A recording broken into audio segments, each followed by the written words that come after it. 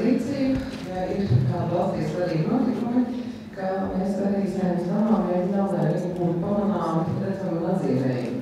Un šodien ir 15. februāris, un tieši pirms 90 gadiem, 15. februārī, tika pieņemta mūsu Satversme, tātad mūsu valsts pamatlikums. Un izcilais tiesības zinātnieks profesors Vasilijs Sinaiskis savu laiku rakstījis, ka konstitūcija ir visu pilsoņu līgums, savā ziņā pat piemineklis, kura tuvumā nojas visas kaislības. Viņš uzsvērts, ka konstitūcija ir tas visiem obligātais miera minimums, bez kura nav iespējama ne tiesiska valsts, ne kultūras attīstība.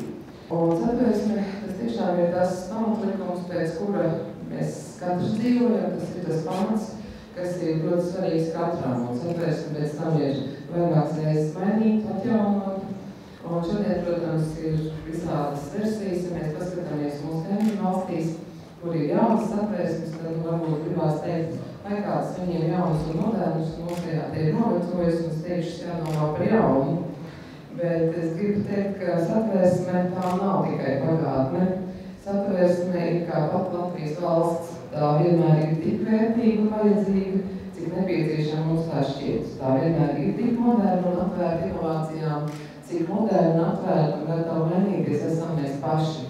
Un, manuprāt, tā ir tā pamatlieta, jo tas, kas notiek sabiedrībā, tas to visu var atrast, kas ir uzrakstīts pirms 90 gadiem, tās lietas, kuras mums ir vajadzīgas šodien un būs vajadzīgas rīt, nāks jauni cilvēki, nāks ar savām idejām, viņas tajā var iestrādāt. Jo tomēr tā ir milzīga vērtība, ka mūsu Satversme ir tik lakoniska, ka viņa atļauj, ka viņā ir milzīgi, burvīgi, skaisti cilvēki tiesību šīs sadaļas. Es redzu Ingu, gribu arī pateikt tiem, kam interesē Satversmi vairāk, ka šogad bija tāds, manuprāt, ļoti nozīmīgs un skaists notikums, ka mums ir cilvēki juristi uzrakstīja komentārus vienai no nodaļām, jaunākajiem nodaļām par cilvēku pamatiesībām, un tiešām aicinu jūs lietot šo grāmatu, kādreiz ir nepieciešams izprast, saprast, ko kas tur ir rakstīts, jo pamatiesības, protams, tas ir tas, kas ir katram ļoti svarīgs ikdienā.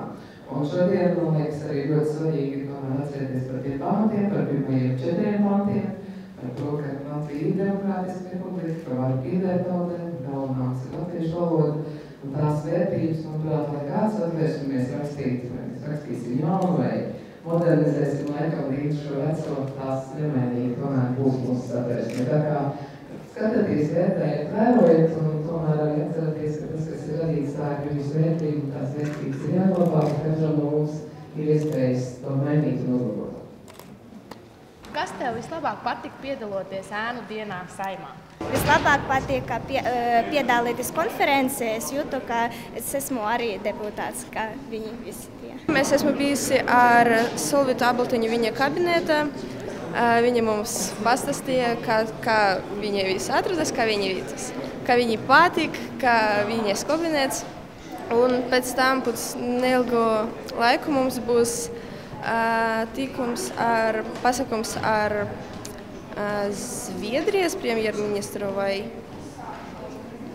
es aizmirstu ar kādu premjerministru mums vēl būs tikums. Pēc tam mums būs fotografēšanas, un kad būs fotografēšanas, gribu uzzināt, cik mums ir ēnas. Es domāju, ka ļoti daudz, jo mēs tur gājam, un tur ir ļoti daudz cilvēku, tik maza ēka. Saeimas sēde, Saeime un komisijas. Kādā komisijā tu piedalījies? Es aizmirsu, kā viņa nosauc. Par kādiem jautājumiem? Par kontrabandu, jā, kontrabandu.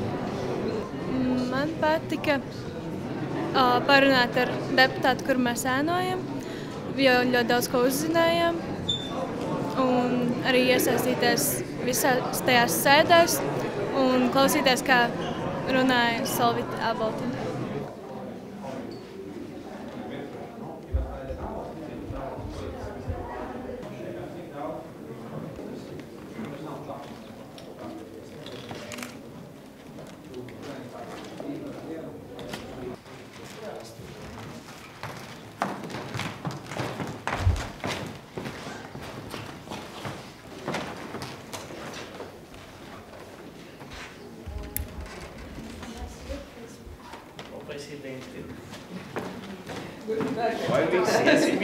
Sie wiederzusehen, weil da haben wir viel Publikum. Ja, aber machen wir ein Foto. Nein, das ist ja interessant für junge Leute. Fertig.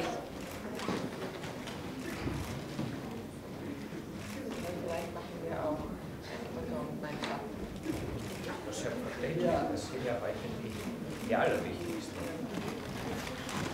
Ich habe 4 sogar? Ja.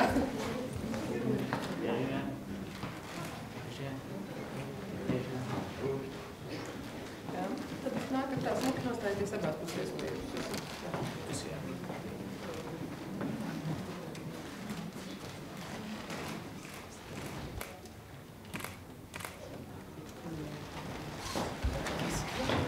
Jūs, ekscelence, man ir patiesi prieks sveikt jūs Saeimā šajā īpašajā dienā, kad, kā jūs redzat, ir ēnu diena. Un arī man ir 4 ēnas, un manuprāt, ir ļoti jauki, ka jauniem cilvēkiem ir iespēja vērot parlamentu praktiskajā darbībā. Un tieši tāpēc man ir prieks uzņemt tieši Austrijas vēstnieku, jo attiecības starp Latviju un Austriju ir tradicionāli ļoti labas, un jau zinat arī manu īpašo attieksmi pret Austriju, kas es kādreiz vēlējusies būt Austrijas vēstniece, bet diemžēl izvēlējusies darba politikā. Also besonders ist der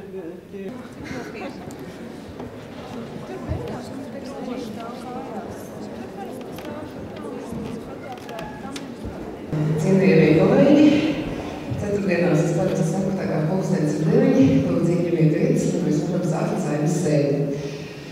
Šie vārdi no šīs tribīnes, kad katru ceturtdienu ir turpināties sasaukt ārkārtas sēdi, kas tiešām sveicu jūs Saeimā, jo man ir liels prieks, ka mums ir interese redzēt pašiem būt klāt, vērot un līdzdarboties, jo varbūt dažādi viedokļi par katru no mums par to, ko mēs darām šajā mājā, bet ir svarīgi par to pārliecināties pašiem, un katrā ziņā es ļoti ceru, ka kādu no jums kādreiz ir izdomās, ka jūs varat šajā mājā strādāt un pieņemt tādus lēmumus, kādus jūs redzat un saprotat, kādi ir mūsu valstī vajadzīgi. Te valstī, kurā dzīvojam mēs visi, kurā jūs dzīvosiet un lemsiet un pieņemsiet lēmumus, jo ir jāvar pašam līdzdarboties, mūsu satversmi to atļauj. Tā ir milz vērtība, ka katrs var līdzdarboties un katrs var to procesu ietekmēt. Ko tu jaunu uzzināji, piedaloties ēnu dienā Saeimā? Ka nav tik viegli tos likumus izlemt, jo mēs bijām ar pārējām meitenēm vēl uz vienu sanāksmu, un tur ļoti strīdīgas situācijas un vēl garš sanāk risinātos jautājumus. Par kādiem jautājumiem runā? Bija par Ventspils augstskolas reformu. Jā. Kā likās, bija ļoti sarežģīti? Jā, tāpēc, ka ļoti gudri runāja un grūti saprast. Es uzzināju to, ka ir daudz iespējas un par daudz ko var lemt par to, kā šeit viss izskatās, kā šeit viss notiek. Kur tu tieši, varbūt kādā komisijā, kur tu piedalījies, ko tu apmeklēji? Piedalījos Sarkanajā zālē komisijā un runāju par kontrabandas apkarošanu. Un kā tev likās, bija sarežģīti? Pat cik es mācos vidusskolā, man tas nelikās sarežģīti, taču daudz ko varētu vēl spriest un spriest par to. Es ieguvu ļoti lielu pieredzi un uzzināju katru zāles, ko mans Kārlis Krēsliņš dara ikdienā, kāda bija viņa pagātne. Jā. Un kā tev šķiet, būt par deputātu ir grūti? Īstenībā jā, jo cilvēki ļoti daudz ir negatīvas emocijas pret visiem deputātiem, lai gan tā arī nevajadzētu būt. Vispār es uzzināju, kā strādā Saeima, kā deputāti strādā, kāda ir viņa ikdiena un tā. Kā tev likās? Tu piedalījies arī kādā komisijas sēdē? Jā, es piedalījos komisijas sēdē un bija diezgan interesanti klausīties daudz jaunas informācijas. Kā likās grūti viņiem tur ir lemt par jautājumiem? No sākuma likās, ka viss ir diezgan viegli, bet vēlāk, kad tu saproti, ka tev ir jāsver visa tā informācija, ka tev vajag visu to apspriest un tā, tu saproti, ka tas tiešām no vienas puses ir grūti. Un kas tev vislabāk patika? Vislabāk man patika Solītas Āboltiņas runa. Tā, un drusku pa puspēdu saspiežties, draudzīgi.